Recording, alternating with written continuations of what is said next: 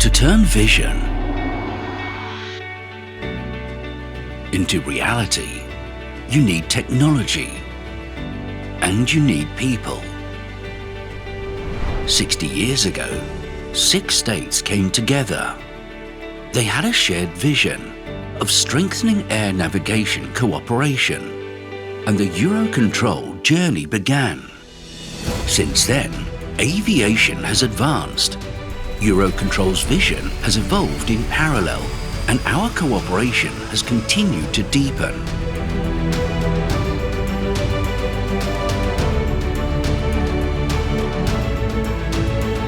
It is a vision built around partnership and technical excellence. Today, EUROCONTROL is more relevant than ever, performing an essential function as the manager of the European aviation network, efficiently collecting the route and terminal charges that finance the system, leading the world in cross-border service provision, offering unique civil-military expertise, delivering aviation innovation, providing best-in-class aviation learning, strongly supporting aviation decarbonisation, pushing forward the single European sky, raising the aviation bar to 2030 and well beyond.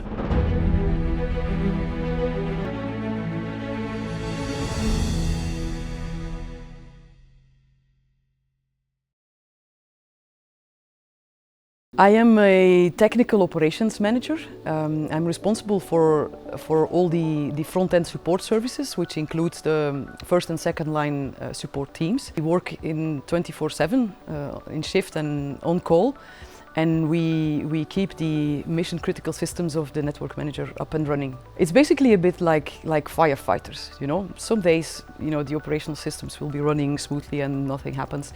But on other days, all hell will break loose, and then, you know, we'll have to fight very hard to keep everything together and under control. One night in the weekend, the air conditioning system broke down in the data center. Because of that, of course, the temperature starts to rise very quickly, and that's basically dangerous for the server. So my guys had to really act fast and think a bit out of the box, like, what can we do? So basically they started shutting down the non-operational systems. They opened all the doors to the data center to cool it down until eventually the technical team came in and they could fix the problem.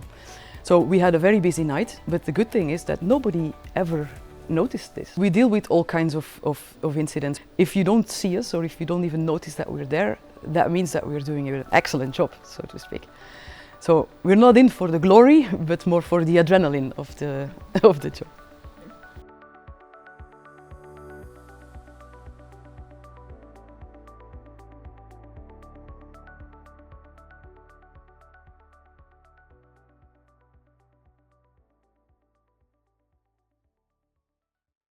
Today I'm a Systems Integration Coordinator at SIV. SIV stands by System Integration and Validation Team. So we are in the tech side. We are having where we develop software, and we do also the integration and the testing of the software in the team. It's an interest side. It's also checking or putting the hands on the software that later on will be used by operations, by ATC controllers. So it has a very high risk. We have to be very sure in what we're putting out there.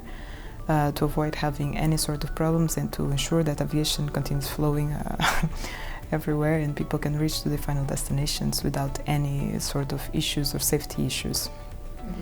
So I&M is also very interesting because we are doing a big transformation, something that doesn't happen in our software for a very long time, like completely changing. And that's very rewarding to have this opportunity to be part of that little change that we're going to do. When I first joined to the team, I have to say we only had one girl that was an intern. Mm-hmm. And as actually doing the job like on a day-to-day, I was the first woman actually joining over there, even as a contractor. Today is completely different. Indeed, I saw a huge increase from the last few years, I would say even the last like year or two, mm-hmm. a ramp up of women increasing in the team, and it's a one-time experience you can have. You don't have this type of business anywhere. You only have it here right now, at least in Europe. We are indeed doing a lot of digital transformation. We are doing also transformation in culture, not just digital and tech, but in culture, and we're trying to do something different in aviation in general for Europe. And after the COVID and everything that have been hitting Europe, I would say, what we are trying to do and trying to reach, I think it's rewarding, and especially the young ones, I think they would enjoy very much to join EUROCONTROL and to be part of this.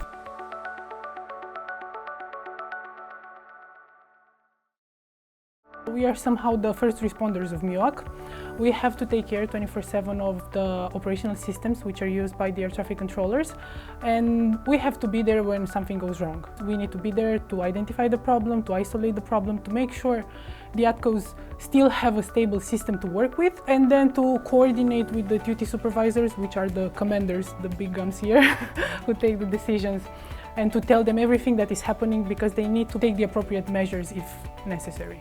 I am currently the only female in the system control team. What made me want to become a system controller was my previous job, because I used to work in another navigation service provider, and there I was in close connection to the system control team. I noticed what they were doing, and I realized that this is something I would like to do.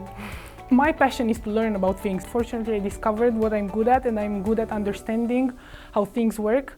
And here in my current job, I have to explain complex things in simple words. So obviously for me this was a great opportunity. I love it. It's like working with a big crowd of geeks who love what they are doing.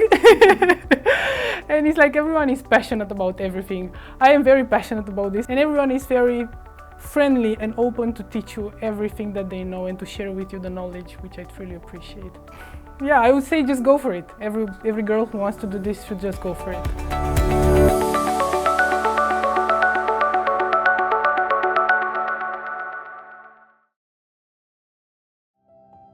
My name is Farah Lou, and I'm working as a project manager in the drones program at the EUROCONTROL Innovation Hub. Getting there was not easy, as it was not really expected from a girl growing up in my cultural context to pursue a career in this path. But I was lucky enough to have a role model in the family, my aunt, who had an amazing international career, and she showed us that it was possible. Ever since I was a child, I was attracted to the universe, the stars, and space. My dream job was to become an astrophysicist or even an astronaut, as at that time my hero was Sally Ride. I remember also when I got to high school, I had this amazing math teacher who was very charismatic, fearless, and she made things easy for me to understand.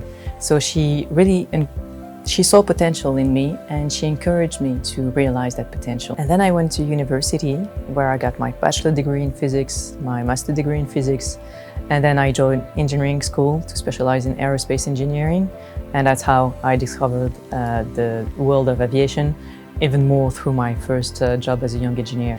I remember that at the first couple of years, my manager, who was a woman, very charismatic as well, we had this very brief moment that made a huge impact, because she was the first one to tell me, Farah, maybe now it's time for you to kick the hornet's nest and make a place for yourself. In my opinion, to attract girls in STEM careers, we need to change things at an early stage. Stop telling little girls that they are pretty. Tell them they are smart. Push them to be curious and adventurous and try new things. And we need more female role models in every possible career that they might choose, because as Sally Ride once said, you cannot be what you cannot see. So my advice to you girls is go for it. Don't wait for someone to gently open the door for you. Open it yourself, smash it if you have to, and getting there, take the space, because you deserve it as much as anyone else.